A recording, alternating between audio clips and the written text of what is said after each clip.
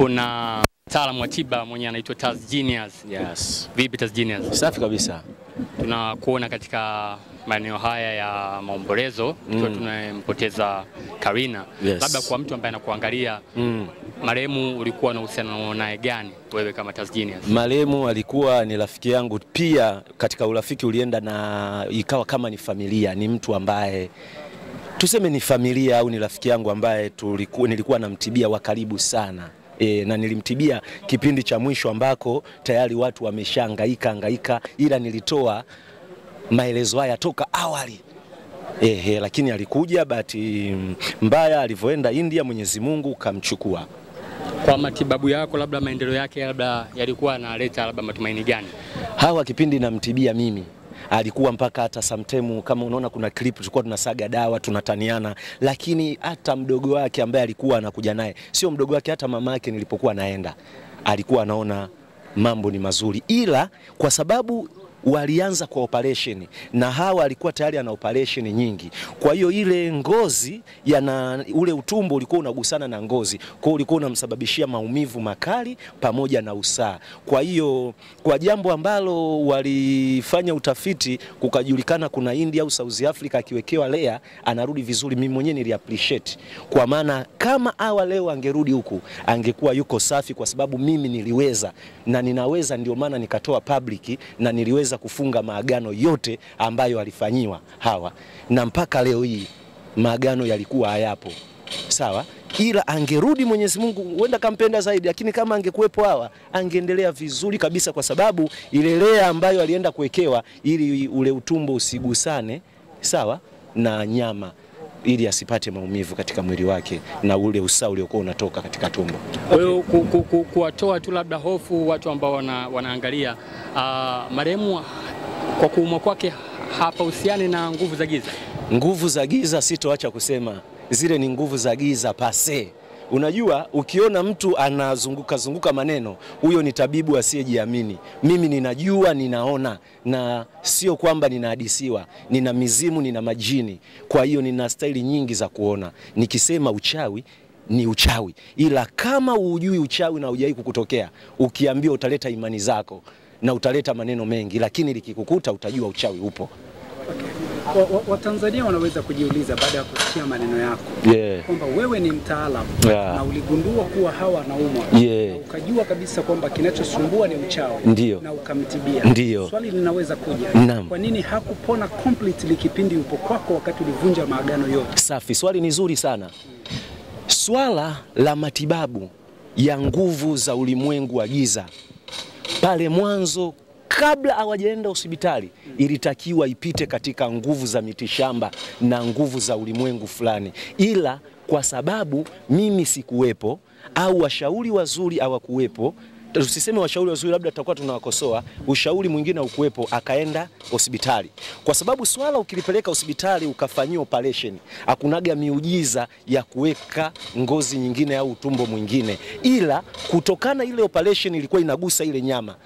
Sawa, ndio maana Hawa ilikuwa anapata maumivu na vile vile hata usaa kutoka. Maagano nikisema ni vitu ambavyo vilikuwa vinazunguka katika maisha yake, yani vile vitu vipo kwamba vitamuharibia. Mimi nilivivunja na nikavikata, na hata wao niliwaambia na uhalisia wanaujua. Kama mganga ambaye uliwahi kumtibia Hawa, unakubali kwamba kifo cha Hawa kimesababishwa na nguvu za kichawi au nguvu za giza? Nisikilize kwa makini, mimi naongea kwa herufi kubwa. Huo ni uchawi. Hemu nielewe, na kama una akili timamu mtu uelewe. Uchawi upo bro. Mungu yupo bro.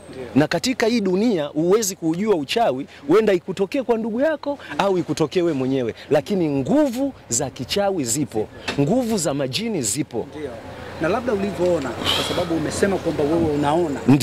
Ulivyomtazama Hawa na kumuona, ulijua sasa kwamba kweli aliyemtendea Hawa hicho kitu ni nani?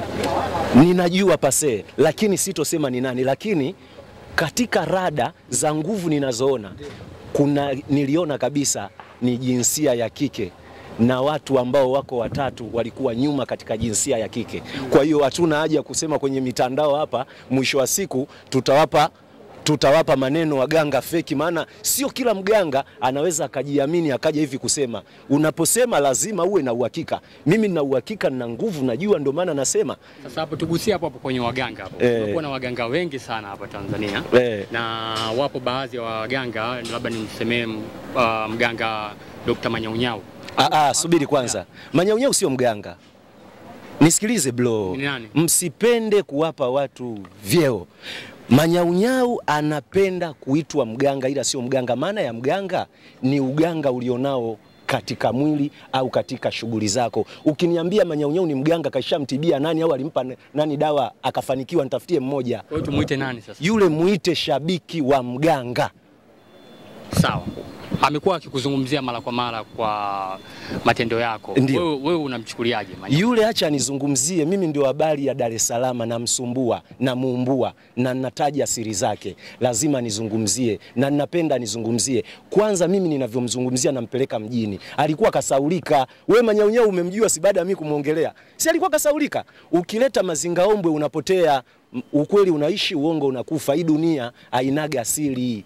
Unanielewa mwandishi?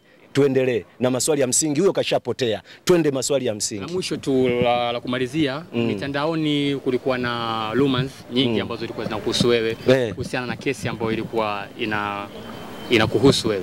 Vipi ile kesi? Imeendeleaje na unawaambiaje mashabiki zako au unawatibia, unawaambiaje? Sasa iko hivi, unapokuwa umefanya kesi na maana utapata hukumu kutokana na kesi. Unapokuwa umesingiziwa au watu wanafanya uchunguzi, ni haki ya kila nchi au serikali yoyote kufanya uchunguzi. Huyu je, yanayosemwa ni kweli? Kama sio kweli utakuwa huru.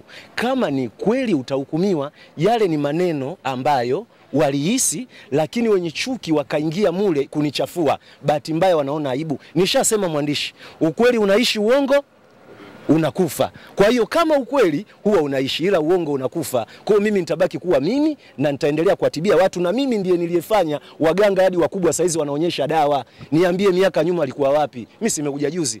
Sasa wewe ujiongezi. Yaani hujarogwa kabisa mganga, usomi picha, hata daftari ulioni. Yaani unaona wazi, na wenye akili timamu wanajua wivu. Ukiingia ukawa na maendeleo makubwa, watu unawashtua kwa sababu wanaamini kila mganga anatakiwa awe maskini. Mtu unakuwa maskini kwa sababu uganga wako unakuwa wa ujanja.